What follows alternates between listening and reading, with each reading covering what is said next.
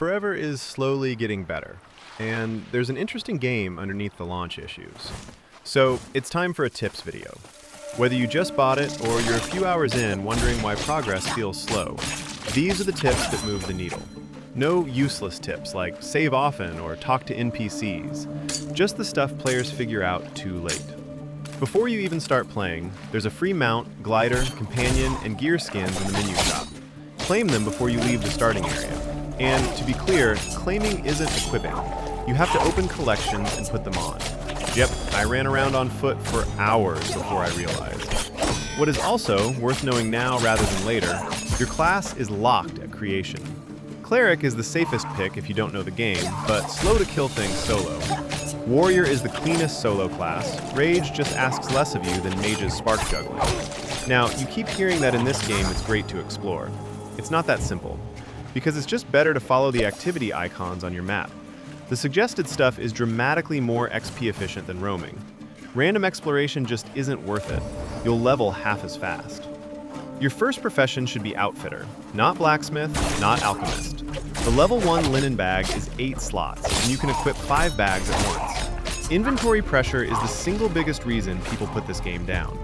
Speaking of inventory, your bank is shared across every character on your account, so you can make mule alts for storage. And don't sell old gear. Instead, recycle it at the spark recycler, because the recycler gives you enchanting dust, bright components, and base materials you'd otherwise farm twice. Out in the world, keep an eye out for the pink elite enemies, 2 or 3 per zone. Those are your spark dust and rune source. Spark dust upgrades every weapon later. Runes barely drop anywhere else, so kill them on sight. Level 7 is where the game opens up more. The arsenal slot unlocks. You equip a secondary weapon, and it gives you 40% of its raw stats passively, and a skill you can borrow. Watch out though, the borrowed skill stays at rank 1 unless you actively swap to that weapon and use it. XP doesn't tick on a sheathed weapon, so that defensive weapon you slotted and never touched, the skill is useless. At level 10, your talent tree opens. 1 point per level and 11 total at cap, but respec isn't free, so don't sprinkle points across 3 builds. Plan ahead. Now, here's something that confused me for way too long. Weapon XP carries between weapons of the same type. Spark dust upgrades don't. Find a better sword, your sword skill transfers. But any dust in the old one is gone forever. So upgrade the best version and swap freely. Related to that, dual class weapons scale off 2 stats. A mage priest weapon with full intellect armor means half your damage is firing. That's why you should match your armor against both stats. There's another spot where people undersell themselves. Push spark dust upgrades all the way to tier 3. Tier 1 and 2 are flat stats. Tier 3 unlocks a permanent passive, like 2% crit on a fast weapon. Most players stop at tier 2 when materials run thin, and miss the biggest upgrade. For level 20 weapons, hard mode dungeons are the only reliable source. When you hit level 20, the arsenal opens up again, a second borrowed skill. 2 skills off 1 weapon.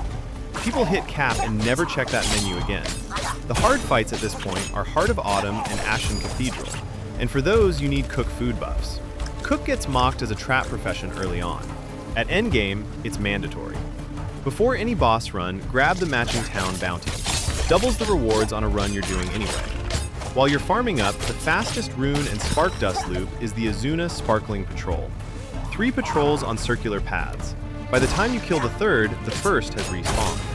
And the platforming one I almost forgot. After climbing any major platforming puzzle, look at the base of it. There's a teleport to top interactable. Once you've done it once, you never reclimb. People grind these manually for hours before they notice. That's the list. The stuff the game won't tell you, and most guides skip.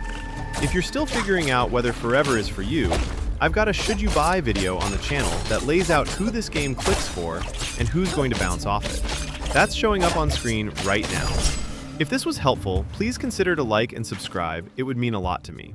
Regardless, thank you so much for watching, and I hope to see you in the next one.